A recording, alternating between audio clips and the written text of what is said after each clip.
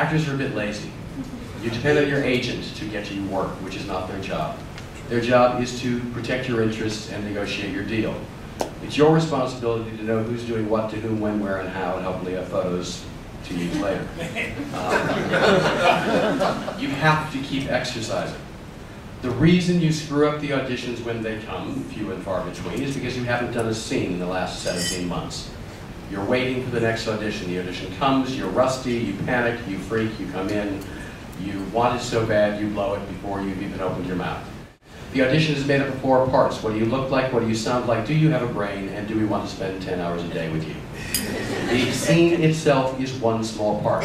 Everything is taken into consideration from the moment the door opens until you walk out at the end. It's not an acting competition.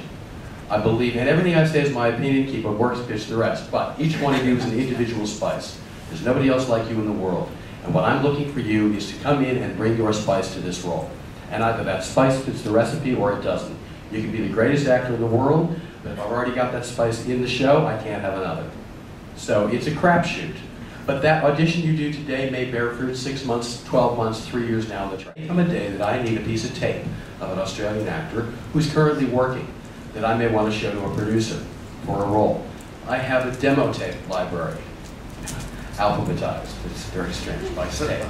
I have a picture library. Thank God for the internet. I can now get rid of the headshots, the thousands and thousands of headshots that never got refiled.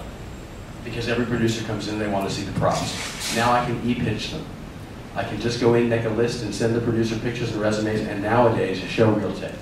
I'm looking for a recurring guest star character.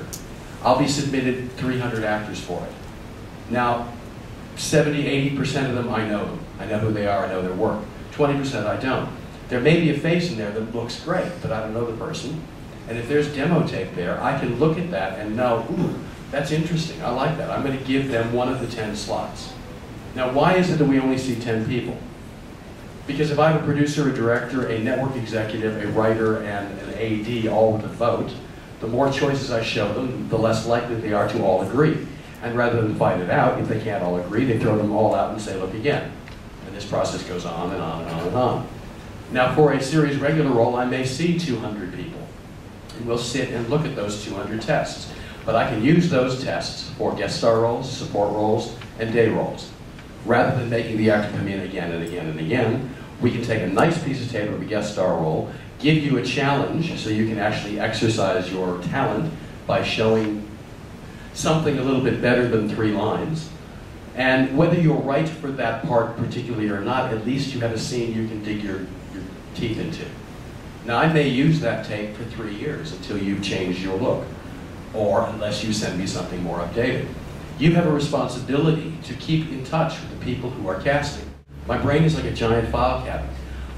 Every day I meet new people and they go in the front of my brain. I need to be reminded that you exist.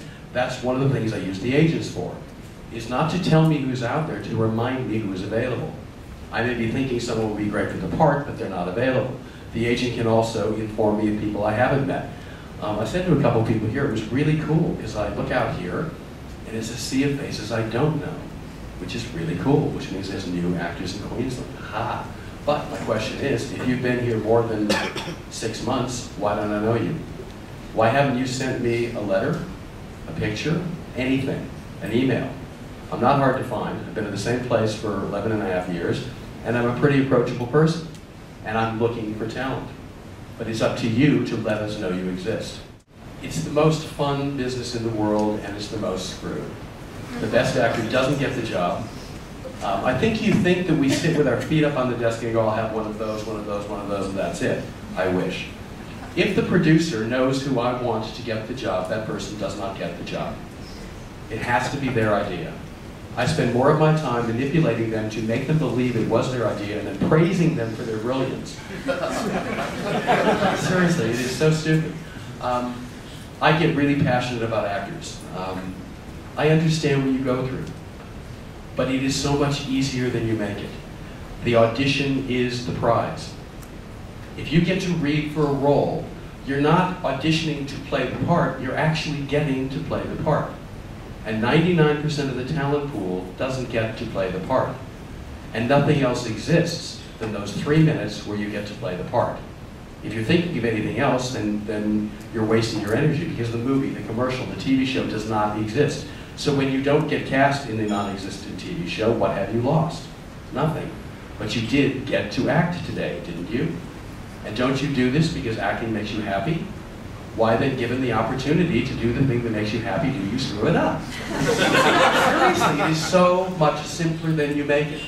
Do you really think that we take the piss when you walk out the door? Honestly?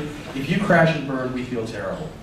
If you do a great job, I'm thrilled. I want to give you a big hug. It's like, it's so easy. Just come in and do what you do. If it's meant to be, it shall be. No matter what you do, if it's not meant to be, it won't be. Even if you kill the person who gets the part, they'll cut the part. They won't get it. If you are desperate, if you have to have it to pay the rent, if you want it, desire it, covet it, you will not get it. No one wants to know anybody needy, for fear that they will be perceived as needy themselves. Everyone in this business is insane. The sooner you figure that out, the better. If you can be happy doing anything else, do it. But most of us can't. Most of us have to do this insanity. Remember, no one put a gun to your head and said, you will act, so you can't complain. It's an 80-year journey. You have to keep the instrument exercise. You need to do as many skills as possible, have as many accents at your disposal now. Do the thing that most terrifies you. Learn to sing, learn to dance, walk on your hands, ride a unicycle, skydive, have a boat license, a motorcycle license, automatic and stick shift, ride a horse. Don't lie. You ask an actor, can you ride a horse? Oh yeah, I was born on a horse. That actually means terrified of the beast.